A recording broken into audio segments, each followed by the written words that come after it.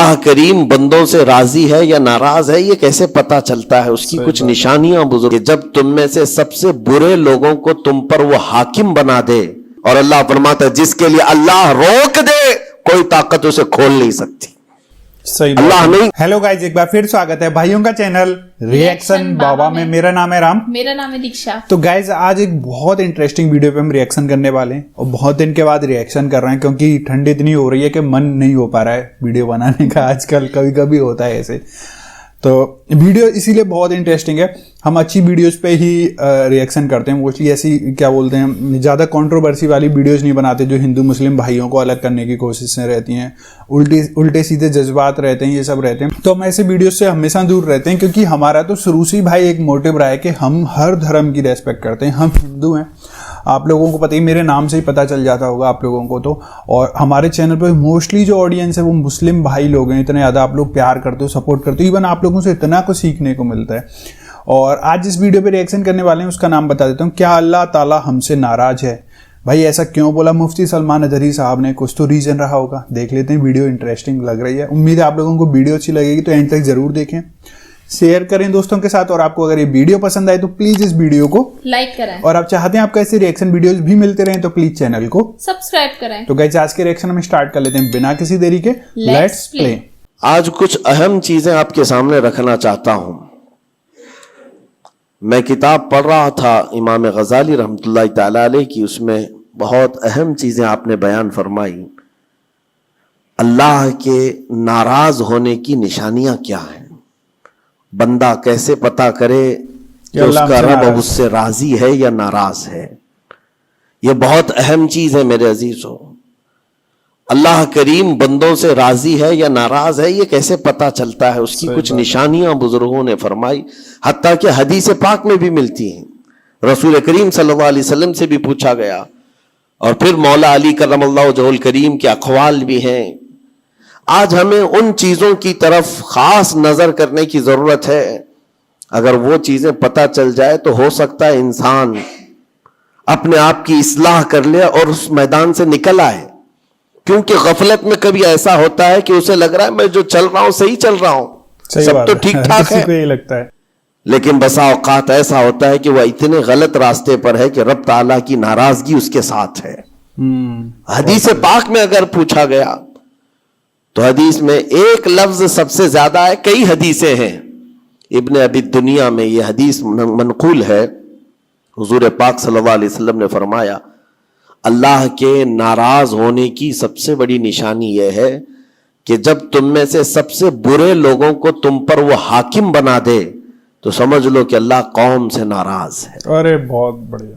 برے لوگ، آج تو یہ تو لوگوں میں زبان زد ہو گیا ہے جملہ کہ حاکم جو ہوتے ہیں وہ گنڈے ہوتے ہیں، موالی ہوتے ہیں، جو سیاست میں جاتے ہیں حکومت کرتے ہیں وہ سب کے سب چھٹے ہوئے بدماشوں میں سے آتے ہیں۔ ایک طرح سے لوگوں میں ایک بات مشہور ہے، اور اس کو تو اب نارملی لیا جا رہا ہے۔ کوئی اچھا آدمی جاتا بھی ہے تو اس کو پوچھا جاتا ہے تجھے کیا ہو گیا کہ تو اس میدان میں آ گیا؟ حالانکہ یہ میدان اتنا بدنام ہوا ہے تو اس کو آپ نارملی نہ لیں، بلکہ رسول پاک صلی اللہ علیہ وسلم فرماتے ہیں اللہ کے ناراض ہونے کی یہ نشانی ہے۔ صحیح بات ہے۔ اور دوسری نشانی فرمایا کہ جب اللہ کریم ناراض ہوتا ہے تو بارشوں کو روک لیتا ہے، بے موسم بارش آنے لگتی ہے۔ اگر بغیر موسم کے الگ الگ انداز سے بارشیں آنے لگ جائیں تو سمجھ لو کہ رب تبارک و تعالیٰ کی غضب کی نشانی ہے اور اس کے ناراضگی کی نشانی۔ پھر تیسری چیز اسی حدیث میں یہ فرمایا گیا کہ رب تبارک و تعالیٰ لوگوں کے رزق سے برکت ختم کر دیتا ہے، اس کی ناراضگی کی یہ نشانی ہے۔ اب برکت ختم ہونے کے طریقے بہت سارے ہیں، اب اس کو میں آپ کو بتاتا ہوں، لیکن مجھے جو بات بہت اہم لگی اور دل پر لگی، مولا علی کرم اللہ وجہہ الکریم ایک بار بیٹھے ہوئے تھے، تسبیح پڑھ رہے تھے، ایک شخص آیا اور بہت بپھرا ہوا تھا، پریشان حال تھا، دروازہ کھٹکھٹایا، اندر آیا، مولا علی کرم اللہ وجہہ الکریم نے پوچھا کیا بات ہے، کیوں اتنا پریشان ہے؟ کہا کہ میں لٹ گیا، اچھا، اتنا برباد ہو گیا ہوں، میں کیا کروں، مجھے کچھ سمجھ میں نہیں آتا۔ کس نے لوٹ لیا. یہ کئی لوگوں کی زندگی میں چلتی ہوئی بات میں آپ کے سامنے رکھ رہا ہوں. ہاں ہوتا ہے اکثر. آج سے 14 صدی پہلے یہی سیم مسئلہ لے کر کے آیا جو آج بہتوں کے ساتھ یہ چل رہا ہے. پوچھا آپ نے کیا ہوا ہے؟ کہا اچھا خاصا میرا بزنس چلتا تھا، اچانک رک گیا. ارے اچھی خاصی تجارت تھی، مال بہت آتا تھا، سب اچانک بند ہو گیا. اب تو پوزیشن یہ، حال یہ ہے کہ جس چیز میں ہاتھ لگاتا ہوں نقصان ہی ہوتا ہے. اچھا. اور اس نے یہ بھی کہا کہ اگر میں سونے کو بھی ہاتھ لگاؤں تو ایسا لگتا ہے مٹی بن جائے گی. ساری چیزیں ختم ہو گئی ہیں. وہ رویا جا رہا تھا اور کہا کہ مجھے اس کا سبب نہیں پتا ہے، کیا ہو رہا ہے کیا نہیں ہے. مولا علی کرم اللہ وجہہ الکریم نے ایک ہی چیز فرمایا، کہا کہ میں تیری سبب کو پہچان لیا. یہ جو چیزیں ہو رہی ہیں تیرے ساتھ میں تیرے سبب کو پہچان لیا. کہا کیا ہے؟ کہا کہ رب تبارک و تعالیٰ تجھ سے ناراض ہے ان گناہوں کی وجہ سے جو تو جان بوجھ کر کنٹینیو کرتا ہے، صحیح بات. روزانہ جاری رکھا ہوا ہے. ایک بار کر کے میرے عزیزوں، لوگوں کے ہاں آج یہ سب چیزیں ہیں لیکن وہ اس چیز کی طرف نہیں آتے کہ کون سے گناہ ان کے ساتھ چل رہے ہیں. جب بندہ گناہوں پر مصر ہو جاتا ہے، اصرار کا مطلب کنٹینیو کر رہا ہے، تو یہ نشانی ہے. خاص طور پر مولا علی کرم اللہ وجہہ الکریم نے فرمایا کہ اس کا رب اس سے ناراض ہے. اللہ ناراض ہے، اس کو توبہ کی توفیق نہیں مل رہی ہے، اس کو باز آنے کا موقع نہیں مل رہا ہے. اس نے پوچھا کہ میں کیسے پتہ کروں کہ کون سے گناہ چل رہے ہیں اور کن گناہوں کی وجہ سے میرے رزق کی برکت ختم ہو رہی ہے. حضرت مولا علی کرم اللہ وجہہ الکریم نے فرمایا کہ تجھے پتہ ہے، احساس کرنا ہوگا، احتساب کرنا ہوگا. کچھ چیزیں ایسی ہیں جن کو تو روز کر رہا ہے. اگر فجر کی نماز کے لیے نہیں اٹھتا ہے، نماز نہیں ہوتی ہے تیری، تو یہ تو گناہ کبیرہ ہے. صحیح بات ہے. ڈیلی کر گناہ کبیرہ ہے، یہ زنا سے بڑھ کر کے گناہ ہے. نماز کا ترک کرنا، تو یہ اگر تیری زندگی میں کنٹینیو جاری ہے تو گویا کہ تو حرام پر حرام، کبیرہ پر کبیرہ کرتا ہوا اس قدر اصرار کرتا جا رہا ہے، تو تیرے رزق کی برکت کہاں رہے گی؟ ختم ہو جائے گی. تیرے دل کے اندر اللہ تعالیٰ نے سختی پیدا کر دی ہے. میرے عزیزوں، آج کے حالات میں اگر کوئی اس طرح کا معاملہ لے کر کے آئے، بابا کے پاس فوراً بھاگے گا کہ میرے روزی پر کسی نے بندش کر دی ہے، روک لگا دی ہے، کسی نے جادو ٹونا کر دیا ہے. اس کو اپنی فکر نہیں ہے کہ اس کے عمل کیا ہے، لیکن باباؤں کے پاس جانا ہے، کسی مولانا کے پاس جانا ہے، کسی عامل کے پاس جانا ہے. دکان میں اچھی تجارت چل رہی تھی، اچانک بند ہو گیا. اور بابا بھی یہ نہیں کہتے کہ توبہ کر لے تو صحیح ہو جائے گا، نہیں، وہ اس کے رشتہ داروں میں سے کسی نے بڑا کچھ کر دیا ہے، اس کو یہی سجیسٹ کیا جائے گا. اور یہ ایسا خطرناک ماحول ہے، آپ میں دیکھ رہا ہوں، کوئی بھی اٹھ کر کے جاؤ کسی عامل کے پاس آپ جاؤ، کہا جائے گا کہ بڑا کچھ کیا ہے آپ کے ساتھ، بڑا کچھ کیا ہوا ہے، تمہاری روزی پہ بند باندھا ہوا ہے، تمہاری تجارت پر جو ہے روک لگائی گئی ہے. کون کیا ہے؟ تمہارے چاہنے والوں میں سے، رشتہ داروں میں سے. اور اس بندے کو رشتہ داروں کا دشمن بنایا جاتا ہے. وہ ہر ایک پر نظر رکھتا ہے، پھپھو نے کیا کہ ماموں نے کیا کہ چاچا نے کیا، فلاں نے کیا، سارے رشتہ داروں پر اس کی شک کی نظر ہے. یہ قطع رحمی کا ایک بہت بڑا مظہر اس کو بنایا جا رہا ہے. کتنے گھروں کو اس طرح باباؤں نے توڑ رکھا ہے، اور انجانے میں یہ دماغ میں یہی بیٹھا کر کے رکھا ہے کہ نہیں، میری روزی پر انہوں نے ہی بندش باندھی ہے. یقین کے ساتھ کسی کو نہیں معلوم. کاش یہ اگر اس کو بتائے ہوتے. یہ 99% جن کو تکلیفیں ہیں ان کے روزی کے معاملات، ان میں سے 99% کے حالات ایسے ہیں کہ فجر کی نماز نہیں پڑھتے. یہ کسی کو توفیق نہیں ہوتی، کسی بابا کو، کسی عامل کو، کہ ان کو تنبیہ کریں. فجر کی 2 رکعات رزق کے کئی دروازے کھول لیتی ہے. بہت بڑھیا. میرے آقا صلی اللہ علیہ وسلم کا فرمان ہے، اور تم بستر پر ٹانگ پھیلا ہے سوئے ہوئے ہو، اور پھر شام میں اٹھ کر بابا کے پاس جا کر کہتے ہو بندش ہے، کسی نے باندھ کے رکھا ہے. تم نے خود اپنے اعمال سے باندھا ہوا ہے. اور رب تبارک و تعالیٰ فرماتا ہے سورہ فاطر میں، ما یفتح اللہ للناس من رحمت فلا ممسک لها. اللہ اپنی رحمت سے جس کے لیے دروازے کھولتا ہے کوئی اسے بند نہیں کر سکتا. صحیح بات ہے. یہ رب کا فرمان سنا رہا ہوں. وما یمسک فلا مرسل لہ من بعدہ.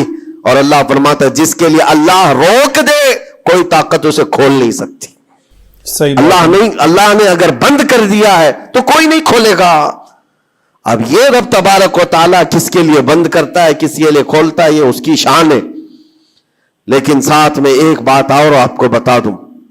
حضرت ابو سفیان ثوری رحمۃ اللہ تعالی علیہ, حضرت سفیان ثوری کا ایک قول ہے, قسوۃ القلوب عقوبۃ للعاصی. یہ گناہ کنٹینیو جو کر رہا ہے اس کی سزا کیا ہے؟ یہ اللہ تبارک و تعالیٰ کے ناراضگی کی نشانی. سزا کیا ہے؟ کچھ لوگوں کو ایسا لگتا ہے مجھے کچھ نہیں ہو رہا ہے, میرا گھر بار سب صحیح ہے, ٹھیک ٹھاک ہے. تو فرمایا اس کی پہلی سزا تو یہ ہے عقوبۃ قسوۃ القلوب, یعنی جو کنٹینیو گناہ کرتا ہے رب تعالیٰ اس کا دل پتھر کی طرح بناتا ہے, سخت ہو جاتا ہے اس کا دل. نہ رب تبارک و تعالیٰ کے نام پر اس کی کبھی آنکھیں بھیگتی ہوئی دکھتی ہے, نہ عذاب قبر کا اسے خوف محسوس ہوتا ہے, نہ محشر کے دن کی فکر, نہ جہنم کے لپکتے ہوئے شعلوں سے اس کا دل دہلتا ہے. نہیں, دل سخت ہو گیا ہے. گناہوں پر جو بندہ کنٹینیو اصرار کرتا جاتا ہے اس کا دل سخت کر دیا جاتا ہے. یہ رب تبارک و تعالیٰ کے ناراض ہونے کی نشانی ہے, غضبناک ہونے کی نشانی ہے. اور ایک نشانی یہ فرمائی ہے, تابعین نے فرمایا کہ اگر بندے کو عبادت کرنے میں مزہ نہیں آتا تو سمجھ لو کہ رب تعالیٰ اس سے ناراض ہے اور توفیق چھین لیا. صحیح بات ہے, تبھی من نہیں لگتا, نماز پڑھنے میں دل نہیں لگتا. اور اگر وہ نماز کی اذان کی آواز سن کر کے بھی لاپرواہی برتتا ہے تو فرمایا گیا یہ اس بات کی علامت ہے کہ اس کا رب اس سے راضی نہیں ہے. اور جس سے مولا راضی ہوتا ہے کڑاکے کی ٹھنڈیوں میں بھی اس کو بستر سے اٹھا کر اپنے دربار میں لاتا ہے. جس سے رب تبارک و تعالیٰ راضی ہے اس کو اپنے دربار میں لگائے رکھتا ہے. وہ رات ہو کہ دن ہو کہ صبح ہو کہ دوپہر ہو, وہ بندہ دوڑا ہوا رب تعالیٰ کے حضور پہنچ جاتا ہے. میرے عزیزو اپنی اپنی فکر کریں, ہم کس کیٹیگری میں چل رہے ہیں. کہیں ایسی زندگی نہیں گزر رہی ہے کہ ہمارا رب ہم سے راضی نہ ہو, ناراض ہو. پھر پوچھا گیا کہ اگر اللہ تبارک و تعالیٰ ناراض ہے تو پھر دولت کی ریل پیل گھر بار ساری چیزیں ہیں. فرمائے یہ بھی ایک نشانی اللہ کی ناراضگی کی کہ گناہ کنٹینیو ہونے کے باوجود اگر تمہارے مال میں کمی نہیں آ رہی ہے, روزانہ بڑھتا جا رہا ہے, تو خوف کھاؤ کہ اللہ بڑے عذاب کا تمہارے لیے تیاری فرما رہا ہے. آخرت میں تمہارا کوئی حصہ نہیں ہوگا, سب کچھ دنیا میں دے دیا جائے گا اور تمہارے لیے بڑے عذاب کی تیاری ہو رہی ہے. اگر گناہوں کی وجہ سے پکڑ نہیں ہوئی اور تمہارا مال اور یہ ساری چیزیں چل رہی ہیں تو یہ اس بات کی علامت ہے کہ بڑے عذاب کی تیاری ہے. عزیزان گرامی وقار, کوئی اس بات کے لیے خوشحال ہو کر کے نہ رہ جائے کہ میرا تو کچھ نہیں ہے, سب کچھ اچھا چل رہا ہے, گناہ بھی کر رہا ہوں, جھوٹ بھی بول رہا ہوں, نعوذ باللہ من ذالک, آنکھیں بھی بدکاری کر رہی ہیں, کچھ تو زنا میں بھی ہیں, کچھ ڈکیت میں بھی ہیں, چوری میں ہیں, پتہ نہیں کیسی کیسی بلاؤں میں مبتلا ہیں, لیکن ان کا حال یہ ہے کہ نہیں ٹھیک ہے, دولت کی ریل پیل سب اچھا خاصا ہے, ریل پیل مال سب کچھ فراوانی ہے. تو یہ مت سمجھنا, قرآن کہتا ہے وَلَا يَحْسَبَنَّ الَّذِينَ يَبْخَلُونَ بِمَا آتَاهُمُ اللَّهُ مِنْ فَضْلِهِ, ایک جگہ وَلَا يَحْسَبَنَّ الَّذِينَ كَفَرُوا أَنَّمَا نُمْلِي لَهُمْ خَيْرٌ لِأَنفُسِهِمْ إِنَّمَا نُمْلِي لَهُمْ لِيَزْدَادُوا إِثْمًا وَلَهُمْ عَذَابٌ مُهِينٌ. اللہ فرماتا ہے جو لوگ ہم سے دور ہو رہے ہیں وہ یہ مت سمجھیں کہ اللہ تعالیٰ کے بارگاہ میں وہ اچھا کر رہے ہیں, بلکہ رب تعالیٰ فرماتا ہے انما نملی لہم, ہم ان کو ڈھیل اس لیے دے رہے تاکہ وہ اور گناہ کر لیں, لیزدادوا اسما, اور گناہ کر لیں. پھر ایک دن اچانک دردناک ذلت والا عذاب ہوگا. صحیح بات ہے, ذلت والا عذاب ہوگا.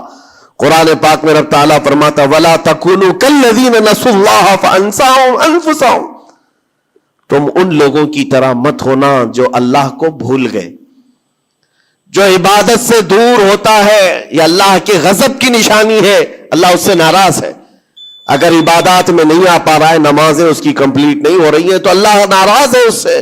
اور قرآن میں رب تعالیٰ فرماتا ہے یہ سورہ حشر کی آخری آیتوں میں سے ہے، مشہور آیت، وَلَا تَكُونُوا كَالَّذِينَ نَسُوا اللَّهَ، جو اللہ کو بھول گئے تھے ویسے مت بنو، ورنہ کیا ہوگا؟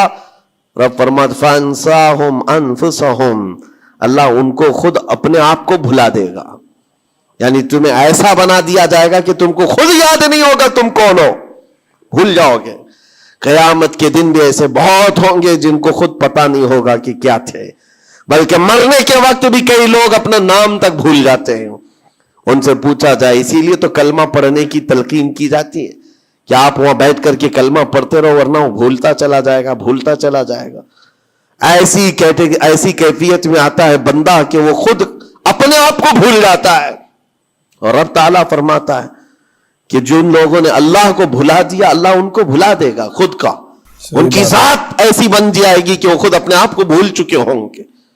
عزیزان گرامی وقار، جو نشانیاں بتائی گئی ہیں ان کو چن چن کر کے دیکھو، کہیں میری زندگی میں آ تو نہیں گئی ہیں۔ دل کا سخت ہونا یہ بہت بڑی علامت ہے، اور دل سخت ہے یہ کیسے پتا چلے؟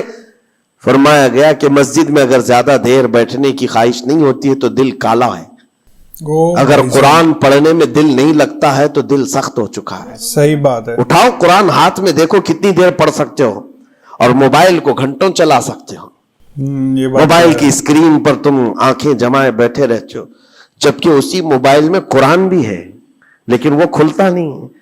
اور قرآن اگر نہیں کھل پا رہا ہے تم سے، اور صفحہ دو صفحہ نہیں پڑھ پا رہے ہو، تو تمہارا دل کالا ہو چکا ہے، دل سخت ہے۔ یہ 3 علامتیں تو مشہور ہیں، فرمائی گئی کہ اور تیسری بات یہ ہے کہ تمہارے جیب میں پیسے ہوں اور کوئی سائل اور فقیر آیا اور تم اس کے لیے صدقہ نہیں کر پا رہے ہو تو دل تمہارا پتھر ہو چکا ہے۔ یہ دل کے سختی کی علامت ہے۔ اور قسوۃ القلوب عقوبۃ للعاصی، یہ کہا گیا ہے دل کا سخت ہونا یہ تو رب کی طرف سے بہت بڑی سزا ہے، بہت بڑی سزا ہے۔ گنہگار کی سزا یہاں سے شروع ہوتی ہے، اور پھر آپ کو ایسا لگ رہا ہوگا کہ دل سخت ہو گیا ہے تو کیا ہوگا؟ اس کو ہلکے میں نہ لیں، ہلکے میں نہ لیں۔ فرمایا گیا کہ جب دل سخت ہو جاتا ہے تو بندہ کفر تک بھی جا سکتا ہے، کفر تک بھی جا سکتا ہے۔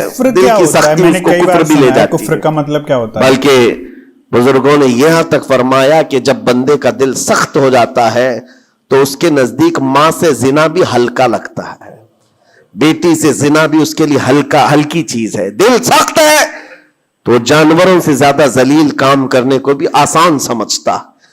دل کی سختی اس کو بھیانک گناہوں کی طرف لے جاتی ہے جس کی سوچ بھی نہیں کر سکتے۔ اسی لیے میرے عزیزوں، وہ دل کی سختیاں آنے سے پہلے اپنے رب کو راضی کر لیں، وہ رحمان کو راضی کر لیں۔ آج کے ان حالات کو دیکھ کر کے یہ سب محسوس ہونے لگتا ہے کہ کہیں رب ناراض تو نہیں ہے بندوں سے۔ دعائیں کثرت سے ہوتی ہیں، ہماری دعائیں کہاں جا رہی ہیں؟ اور ظالموں کا ظلم بڑھتا چلا جا رہا ہے، شریر اور فسادی لوگوں کو ہماری گردنوں پر حاکم بنایا گیا ہے۔ یہ سب رب تعالیٰ کے غضب کے علامات ہیں۔ اجتماعی توبہ ہو، اور توبہ کا بھی مطلب یہ نہیں ہے کہ دونوں گال پہ ہم تھپڑ مار کر کے نکل جائیں۔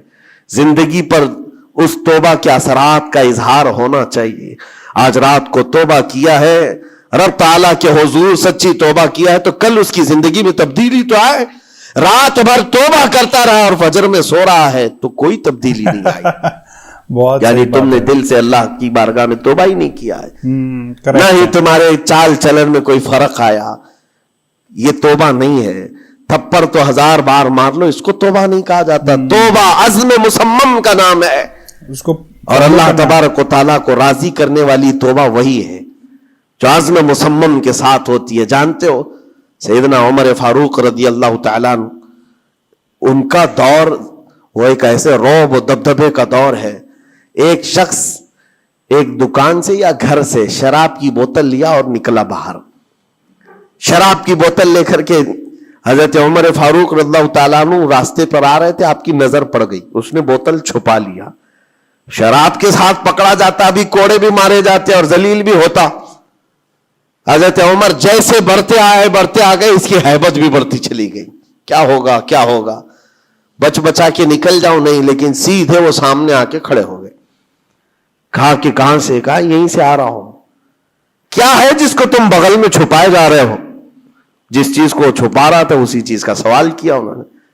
اس بندے نے کہا کچھ نہیں امیر المومنین، دودھ کی بوتل ہے، دودھ کی بوتل ہے، میں چھپایا ہوا ہوں. آپ آ رہے تھے آپ کی عظمت میں. حضرت عمر فاروق رضی اللہ تعالیٰ عنہ کی دوربین نظر جانتی تھی. آپ نے کہا دودھ کی بوتل ہو تو چھپانے کی ضرورت کیا ہے، نکالو باہر. اب اس کے ہاتھ اتنے کانپنے لگ گئے ڈر کے مارے کہ وقت کا وہ امیر المومنین کھڑا ہے جس سے قیصر و کسریٰ بھی تھر تھراتے ہو. اب ان کے سامنے کیا بہانہ کیا جا سکتا ہے؟ اس نے بغل میں سے آہستہ سے بوتل نکالی، آپ کے سامنے سر جھکا کر پیش کیا. حقیقت میں وہ دودھ کی ہی بوتل تھی. بھائی دودھ کی ہی بوتل تھی. یہ دیکھ کر اس کا سر چکرا گیا. شراب لے کر کے نکلا تھا اور بغل میں چھپایا بھی تھا امیر المومنین کے ڈر سے. حضرت عمر فاروق نے کہا کہ یہ دودھ کی بوتل ہے تو تیرے اندر اتنا ڈر اور سہم کس بات کا؟ سچ بتا. رونے لگ گیا. آپ کا دامن پکڑ کر کے کہا امیر المومنین سچ بتاؤں تو شراب کی بوتل لے کے نکلا تھا، لیکن جیسے ہی آپ پر نظر پڑی دل اتنا پسیج گیا میں اندر سے رحمان کو پکارا، اے رب کریم آج تو عمر کے سامنے میری عزت بچا لے، کبھی ہاتھ نہ لگاؤں گا، شراب کبھی نہیں پیوں گا. دل سے میں نے پکارا، رب تعالیٰ نے میری عزت رکھ لی اور اس شراب کو دودھ میں بدل دیا. بہت بڑھیا بات ہے، بہت صحیح. میرے عزیزوں وہ ناراض ہوتا ہے تو جلدی راضی بھی ہوتا ہے، وہ راضی بھی ہوتا ہے. ایسا نہیں ہے کہ مولا تعالیٰ غضبناک ہے تو بندوں کو عذاب میں مبتلا کرے گا.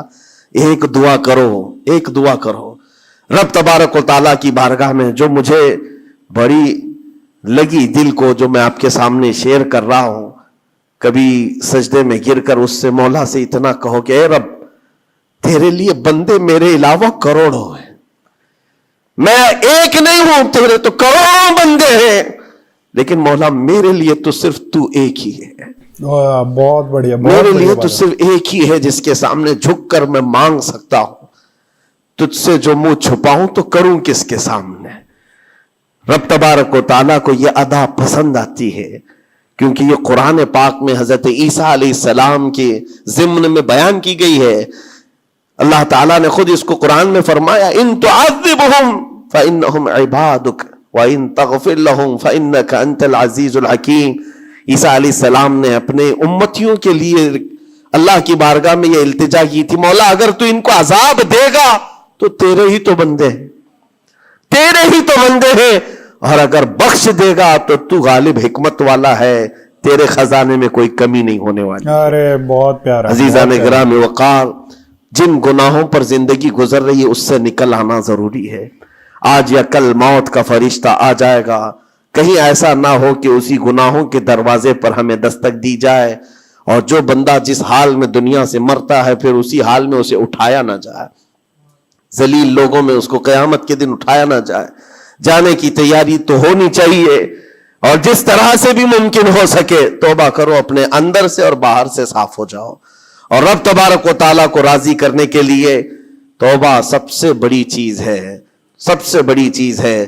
میرا رب فرماتا ہے قرآن پاک میں لا تقنطوا من رحمت اللہ، اللہ کی رحمت سے مایوس نہ ہو، وہ سارے گناہوں کو معاف کرے گا، بے شک اللہ غفور و رحیم ہے.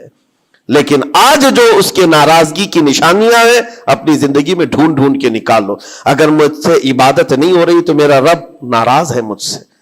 میرے گھر میں تجارت پر روک لگی ہے تو میرا رب ناراض ہے.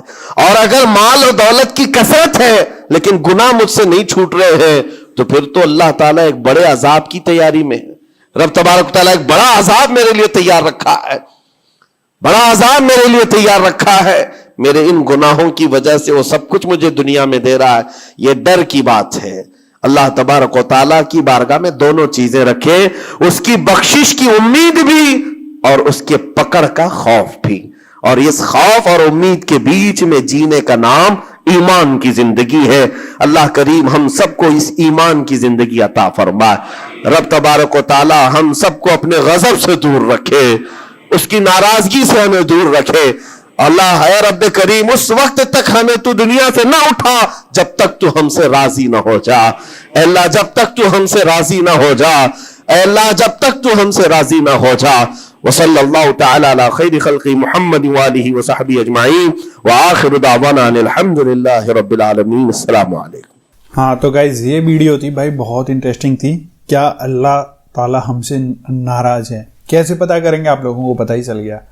عبادت میں من نہیں لگ رہا ہے آپ کا, یا آپ مسجد میں بیٹھے ہوئے ہو اور آپ کا من نہیں لگ رہا ہے, مسجد میں بیٹھے ہوئے بھی آپ کا من ادھر ادھر جا رہا ہے, تو سمجھ لیجئے اللہ نہیں چاہتا کہ آپ ان کی مسجد میں آ کے بیٹھیں. تو آپ کا من نہ لگنا بھی ایک اللہ سے ناراضگی ظاہر کرتا ہے. من کن کا لگتا ہے؟ جو سچے ایمان والا انسان رہتا ہے, جو 5 ٹائم کی نماز پڑھتا ہے, ایمان کی دولت رہتی ہے اس کے اوپر ہمیشہ. تو یہ ویڈیو تھا, امید ہے گائز آپ لوگوں کو پسند آیا ہوگا. پسند آیا تو شیئر کریں دوستوں کے ساتھ, اور اس ویڈیو کو لائک کریں, اور آپ چاہتے ہیں آپ کو ایسے ریئیکشن ویڈیوز بھی ملتے رہیں تو پلیز چینل کو سبسکرائب کریں. تو گائز آج کے ریئیکشن میں بس اتنا ہی, ملیں گے نیکسٹ اور کسی ریئیکشن میں. تب تک لے thank you so much for watching. Bye bye guys, see you guys, take care guys.